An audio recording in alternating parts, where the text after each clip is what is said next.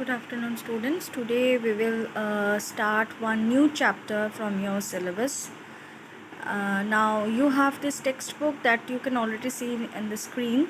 This is your number one textbook. It's called Hornbill. Then you have another textbook. It's Snapshot. Okay, it's for the CBSE. And if you are a council student, then you have Hornbill, Snapshot, and your alternative English. Okay, so firstly I'll start with the chapters that are common for both the CBSE as well as the council people. Okay, so first I would like to welcome all of you. I am your English faculty and I'll be teaching you, I'll be taking you together. We'll be having a journey forward with our syllabus that we need to cover because it's a tough situation right now. It's not possible for all of us to meet in face, but we have to accept whatever challenges we are facing right now, and we need to deal with it, and accordingly we need to act, and we need to finish our syllabus. That is more important. So uh, instead of wasting any more time, I'll definitely move on to the first chapter. Okay, your first chapter is the portrait of a lady. Okay, the first chapter of your syllabus, that is from the book Hornbill, is the portrait of a lady, and it is written by Khushwant Singh. Now if you have heard about Khushwant Singh, you know that he was one of the most prominent writers, prominent Indian writers to write in English, and he had lots of books, lots of novels, lots of mainly short stories. He is known for his collection of short stories. There are various other short stories available about him, and what was the essence of his writing was that he wrote about whatever he saw around himself. Okay, he wrote about where he came from, he wrote about his roots, he wrote about his people whom he was in day to day basis interaction. This is what beautifies his writing. This is what gives his writing a beautiful dimension, and also this is his literary style that makes him one of the most prominent English Indian authors that ever existed. Okay, so we'll start with the first chapter, the portrait of a lady. uh, we'll start reading here, please see.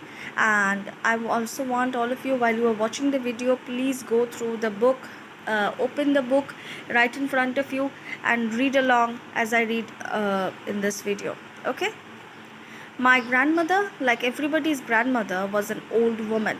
She had been old and wrinkled for the 20 years that I had known her.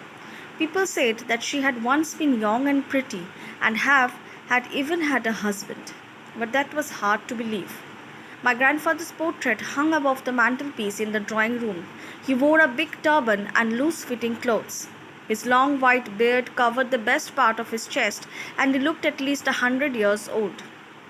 So, the story, the prose itself opens or introduces first Khushwant Singh's or the narrator's grandmother. Here the narrator describes about his grandmother, how his grandmother was like everyone else's grandmother. She was an old woman. Now we all bear a picture of our grandparents in our mind. We always felt that they were the same kind of old people that we have been used to seeing. Maybe they are, most of you will be having, many of you will be having probably your grandparents at home, either on your paternal side or your maternal side, and then mainly the grandchildren are very close to their grandparents, and we as grandchildren have the tendency to look at our grandparents in a way like they had been old for ages. Since we know them, they had been old. So whether they were young at their time, whether they were young when at their youth, is something that we cannot think, something that we cannot focus upon, something that is out of our mind. We have always bear that same picture, the same portrait of our grandparents as that old lady or old man. Okay, so here also Khushwant Singh says that till eternity, till when he had come to his senses, he had known that his grandmother had been an old and wrinkled woman, and that is for the last 20 years that he had known her. For the last 20 years, he had seen the lady in the same way. She was old and wrinkled, her face was all shriveled, and she was she was attired in the same way. She bore the same sort of expression. So he was this she was the same kind of being that the narrator was habituated to see throughout his years that he had lived. And here one comical scene appears that when Khushwant Singh says that people said that she had once was young and pretty and even had a husband, but that was hard to believe. Now definitely here from here we can understand that we can denote that this narrator, or if you can say the author, he had never seen his grandfather.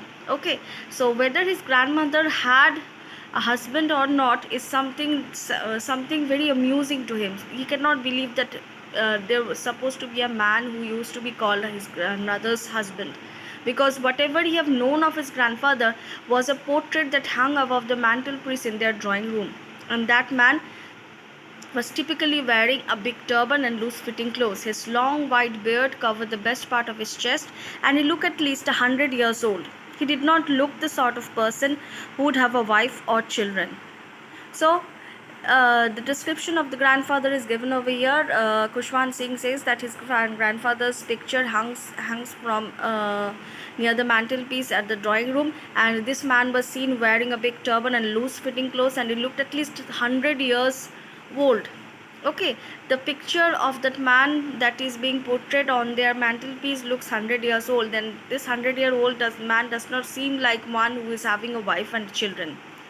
Okay, he looked as if he could only have lots and lots of grandchildren. Now here is one essence that you can find out. Now definitely when we see when we look up to our grandparents, we feel that we only holds their photograph in our mind, like how they are right now in front of us, like they had been young and pretty at one time, they had husband or wife at one time, and they even give birth to children one time, seems to be so absurd to the narrator as he writes all this thing. Okay, to the narrator it only seems that this person whose picture is portrayed on the mantelpiece in the drawing room could only have lots of grandchildren but not children and wife. Okay. As for my grandmother being young and pretty, the thought was almost revolting. Now, as I already told you, the narrator had seen his grandmother for the last 20 years, like now what she is. She had not changed a bit. She is that same old woman with old shriveled and wrinkled face. And that thought that his grandmother was young and pretty at one time is almost something that was revolting in his mind. He cannot settle with it. He cannot settle with the idea that once his grandmother used to be so young and beautiful. It could not have been. This is something that is unsettling for him. She often told us of the games she used to play as a child that seemed quite absurd and undignified on her part, and we treated it like the fables of the prophet she used to tell us. Now, like any of your grandparents, if you have grandparents at home, you will definitely listen from them that they used to play certain games. Okay, they will tell you of their young like their childhood stories, even their their youngster when they were youngsters, what they had did, everything you can listen, you can hear from them. They will come up with the stories. Now the narrator says the very idea of his grandmother being young and pretty at first hand is very revolting for him to settle up with. Second, he could not even fathom that his grandmother used to play these games and all, and he did not used to believe in the stories and used to think that all this kind of stories were made up by his grandmother. In the same way, she makes up all the stories, the fables about the prophets and other religious stories that she makes up. Everything was a cock and bull story, as the narrator presumed it to be. When his grandmother used to speak to them, when his grandmother used to tell them stories, he used to presume them as some cock and bull stories that she used to cook up, and she used to fictionalize, and she used to tell them. So these activities that she had a husband, she was young and pretty, she used to play games and all these form of ideas, these form of stories, when Khushwant Singh used to listen from his grandmother, was something very revolting to him, something is very unsettling, and something that he cannot come in terms with. And That is why he felt that all these were these fictionalized stories that his grandmother used to tell, and he did not pay any proper heed to them. She had always been short and fat and slightly bent. Her face was a crisscross of wrinkles running from everywhere to everywhere. Now, here we get what a physical now we had been getting a mental description, or maybe somewhat a small picture physical description was given out in the first paragraph, where here we are getting a vivid form of physical expression, physical image about this lady, the grandmother of Kushwant Singh. What he says, that she had always been short and fat and slightly bent. That is how she looked. Her face was crisscross of wrinkles running from everywhere to everywhere. That means her face was all covered in wrinkles. She is very old. Okay, her face is all covered in wrinkles, and that is why it is unsettling for the narrator to think that once she had been young and pretty. Now we were certain that she had always been, as we had known her, old, as we had known her, and that is why he quickly came to the conclusion that definitely his grandmother was always this old lady with shriveled face, with the wrinkles all over her face, and she cannot be young and pretty at one time, and she had always been this fat and slightly short and bent. With that bent backbone, it is inevitable to say that she could not have played any sort of games that she used to say to the to the narrator or the author, because according to the narrator and author, with that bended backbone, it is not possible for his grandmother to play all these sorts of game that she often used to talk about.